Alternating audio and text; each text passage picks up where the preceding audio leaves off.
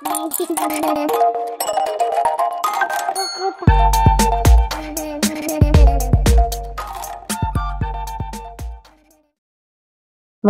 Welcome back to DS fashion designing channel. இன்னைக்கு நம்மளோட சேனல்ல ஒரு சூப்பர்பான பேபி ஃப்ராக் தான் தைக்க போறோம். இந்த பேட்டர்ன் நேம் வந்து பாத்தீங்கன்னா பிரின்சஸ் பெட்டிகோட். ஃபர்ஸ்ட் வந்து என்ன பண்ணலாம்னா, ஒரு கிளாத் எடுத்து அதை நான் இன்னைக்கு வந்து 4 ஃபோல்டா பண்ணியிருக்கேன். அதாவது 2 சைடுக்கும் 2 கிளாத்து அதை வந்து 2ஆ மடிச்சு போட்டிருக்கேன். ஸோ வந்து எனக்கு 4 கிளாத் இருக்கு. இந்த மாதிரி போட்டு எடுத்துக்கலாம். ஃபர்ஸ்ட் வந்து நம்ம லென்த் மார்க் பண்ணிடலாம், அதுக்கப்புறமா வித் மார்க் பண்ணலாம். லென்த் வந்து பாத்தீங்கன்னா டோட்டலா 42 சென்டிமீட்டர் வேணும். நான் இன்னைக்கு கிளாத் கொஞ்சம் எக்ஸ்ட்ரா இருக்கு அப்படிங்கிறதுனால ஒரு 48 சென்டிமீட்டர் அளவுக்கு எடுத்துக்கிட்டேன். லென்த் வந்து பாத்தீங்கன்னா 42 போட்டுட்டு 16ல ஒரு மார்க்கும் 5ல ஒரு மார்க்கும் வச்சுக்கலாம். வித் அதே மாதிரி பாத்தீங்கன்னா 17 சென்டிமீட்டர் மார்க் பண்ணிட்டு மிட் பாயிண்ட் மார்க் பண்ணிக்கிறோம் 8.5. அதுல இருந்து 1 இன்ச் முன்னாடி 1.5 இன்ச் முன்னாடி ஒரு மார்க் பண்ணிக்கோங்க. அதுக்கப்புறமா அந்த 16 சென்டிமீட்டர் இருக்கு இல்லையா, அதுல இருந்து ஒரு 17 சென்டிமீட்டர் மார்க் பண்ணிட்டு அதையும் வந்து இந்த மாதிரி டிரா பண்ணிக்கோங்க.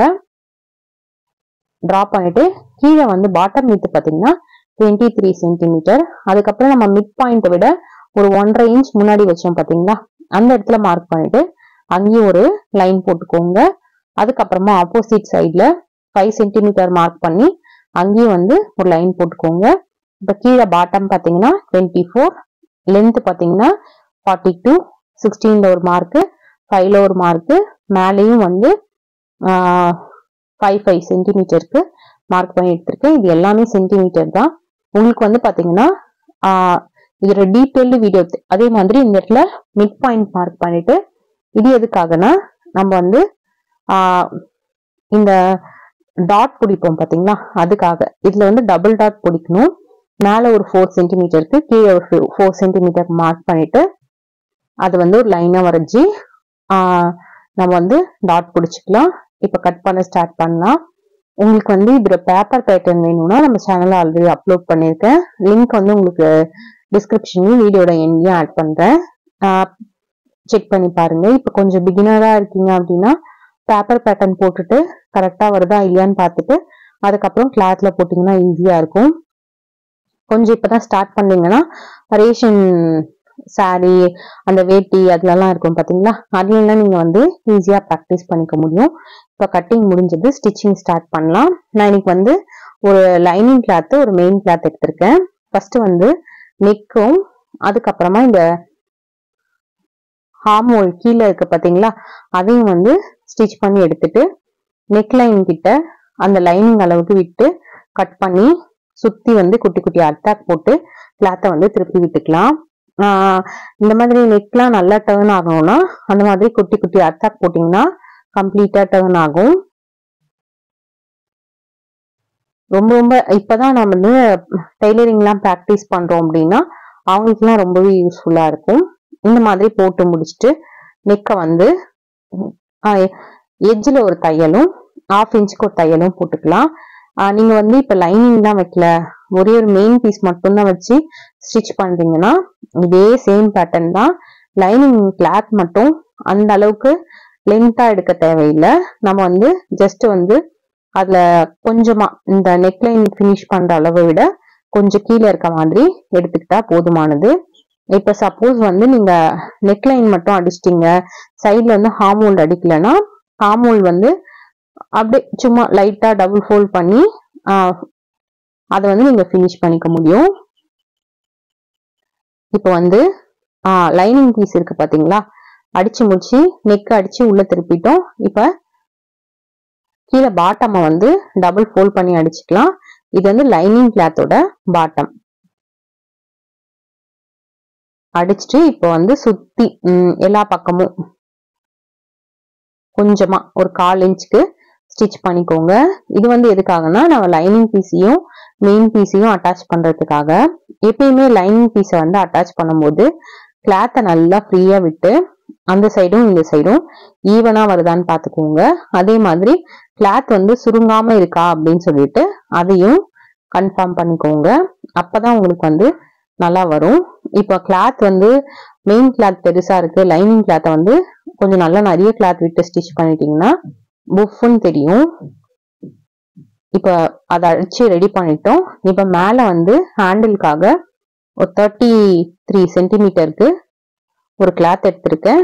அதுக்கப்புறமா ஒரு 1/2 இன்ச் எலாஸ்டிக் ஒன்று 17 சென்டிமீட்டருக்கு எடுத்திருக்கேன். ஃபர்ஸ்ட் வந்து இந்த இதை வந்து 1/2 இன்ச்சுக்கு ஸ்டிச் பண்ணி ரெடி பண்ணிக்கலாம்.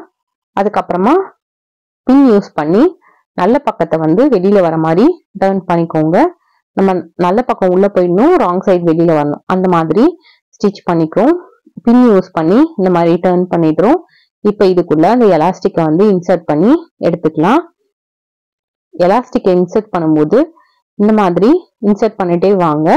ஒரு சைடு வந்து ஃபுல்லா இன்சர்ட் ஆயிடுச்சு அப்படின்னா அந்த இடத்த வந்து ஸ்டிச் பண்ணிடுங்க. இல்லாட்டினா அந்த எலாஸ்டிக் வந்து ரொம்ப உள்ள போயிடும், நம்ம திருப்பி திருப்பி மாட்டுற மாதிரி இருக்கும்.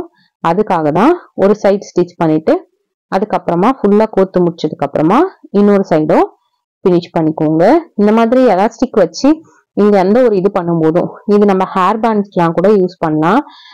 இந்த மாதிரி எந்த ஒரு இது பண்ணும்போதும் நீங்க வந்து என்ன பண்ணலாம்னா, நம்ம எடுத்திருக்க கிளாத்தை விட 1/2 இன்ச்சு, அதாவது அதுல பாதி இருந்தா போதும், அந்த அளவுக்கு எலாஸ்டிக், பாதி விட கம்மியா இருந்தா கூட போதும், அந்த அளவுக்கு எலாஸ்டிக் எடுத்துக்கோங்க. அதுக்கப்புறமா இப்ப நம்ம வந்து ரெடி பண்ணி வச்சிருந்தோம் இல்லையா நம்மளோட மெயின் பீஸ், அதோட வந்து இந்த எலாஸ்டிக்கை ஜாயின் பண்ணிக்கிறோம். எப்படி ஜாயின் பண்றோம்னா ஒரு ட்ரையாங்கிள் ஷேப்ல ஜாயின் பண்றோம். அப்பதான் வந்து உங்களுக்கு வெளியில பார்க்க அழகா இருக்கும். அந்த எலாஸ்டிக்கும் வந்து அவ்வளவு சீக்கிரம் அந்த ட்ரெஸ்ஸை விட்டு பிஞ்சு வராது. ஃபர்ஸ்ட் இந்த மாதிரி கீழே ஒரு லைனு, அதுக்கப்புறமா மேல இந்த மாதிரி ஒரு லைனு, ஆப்போசிட்ல இந்த மாதிரி ஒரு லைன், இந்த மாதிரி 3 லைன் ட்ரையாங்கிள் மாதிரி போட்டு ஃபினிஷ் பண்ணிக்கோங்க. இப்போ ஆப்போசிட் கிளாத்தை அட்டாச் பண்ணிட்டோம். இதே மாதிரி 2 சைடும் வந்து அட்டாச் பண்ணி எடுத்துக்கலாம். இந்த மாதிரி தான் அட்டாச் பண்ணியிருக்கேன். இப்போ வந்து ஓரங்கள்லாம் அடிச்சு ஃபினிஷ் பண்ணிடுறேன். ஓரத்தெல்லாம் அட்டாச் பண்ணிட்டு கீழே பாட்டம் வந்து அடிச்சிட்டிங்கன்னா உங்களுக்கு வந்து இந்த ஃப்ராக் வந்து ரெடி ஆயிடும்.